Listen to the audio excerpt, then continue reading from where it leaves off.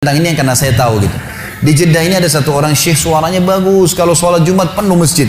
Kalau dia jadi imam, masya Allah suaranya gitu. Dia juga kalau khutbah, hampir semuanya orang nangis kalau bicara masalah akhirat, khusyuk. Jadi dia ikhlas sekali gitu. Dia cerita dalam salah satu khutbahnya, saya dengarkan ceramahnya. Dan ini tradisi saya suka dengar ceramah-ceramah. Walaupun saya sudah sering isi ceramah, gitu kan. Kita tidak boleh batasi dengan ilmu. Selalu kita merasa haus dengan ilmu itu.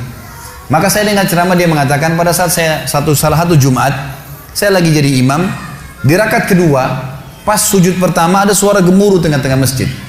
Dia bilang, lalu saya salam, saya tanya, saya pakai mic, kenapa itu, ada apa? Dia bilang, Syekh, ada orang jatuh tadi waktu sholat sujud rakaat kedua, sujud pertama jatuh. Kata Syekhnya, berikan dia ruang biar dia bernafas dan tolong antar beberapa ikhwah, tolong antar ke rumah sakit terdekat. Waktu diantar, kata dokternya, orang ini sudah mati setengah jam yang lalu.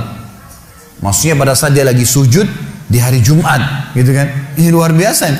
Kata Syekhnya, ini jelas-jelas husnul khatimah. Hadis Nabi SAW, siapa yang meninggal hari Jumat tidak akan kena fitnah kubur, dan juga dia mati dalam keadaan sholat. Jelas dari ibadah, apalagi lagi sujud kepada Allah SWT.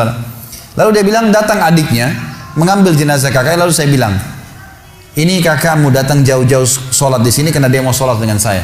Dia mau dengar ceramah, dia mau dengar suara bacaan Al-Quran, maka saya minta tolong izinkan saya memandikan jenazahnya. Kata adiknya, baiklah silakan. Datanglah Syekh ini ke rumahnya, dimandikan jenazahnya. Kemudian malam takziah pertama, dan disunahkan 3 malam takziah. Malam takziah pertama, kata Syekhnya, setelah selesai jamu tamu-tamu semua, gitu kan, tamu datang mendoakan, mereka membawa makanan lalu mereka pulang. Lalu kata Syekhnya, saya tanya adiknya, kakakmu ini sebenarnya apa sih perbuatan amal dia yang paling menurut kamu Allah ridhahi sampai Allah tutup dengan husnul khatimah begini? Dia bilang, Syekh, kami punya orang tua, ayah kami sudah meninggal, ibu kami masih ada hidup, dan kami 6 orang bersaudara, semuanya bakti dengan ibu kami. Tapi kakak saya ini punya kelebihan plus. Setiap kami datang ke rumah ibu kami, pasti dia yang paling pertama ada. Sisirin rambutnya, aturin bajunya, laki-laki ngurus gitu, orang tuanya, ibunya dirawat betul sama dia. Dia bilang sampai kalau sisirnya patah dia yang gantiin, sampo, sabun semua dia yang siapin, semuanya diperhatikan. Maka kata Syekhnya, pantas Allah tutup dengan husnul khatimah, pantas Allah tutup dengan itu.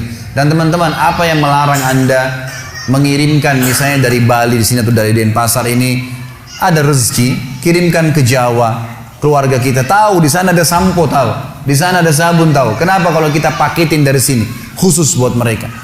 Maka luar biasa, mungkin kita korbanin 500.000, 300.000, teman-teman sekalian, sudah cukup orang tua kita mendoakan kita seumur hidupnya. Bagaimana kalau setiap bulan kita rutinkan, gitu kan? Harusnya kita lakukan seperti itu. Ini puncak silaturahim. Setelah itu datang kerabat-kerabat yang lainnya. Kata Nabi SAW, siapa yang ingin diberkahi umurnya, di sini sering diterjemahkan dalam buku Indonesia, siapa yang ingin dipanjangkan umurnya, gitu kan? Sebenarnya tidak ada kata-kata panjang umur ya, karena umur sudah ditentukan, 60 ya 60. Tapi di sini maksudnya diberkahi. Jadi kalau dia punya 60 tahun, dia sering silaturahim, dengan ada orang lain punya umur 60 tahun tidak silaturahim, kita temukan yang sering silaturahim ini akan berkah hidupnya. Sudah banyak bangun masjid, sudah banyak kegiatan-kegiatan sosial, Allah berkahi umurnya. Siapa yang ingin diberkahi umurnya dan diluaskan rezekinya, maka dia sebaiknya melanjutkan silaturahim.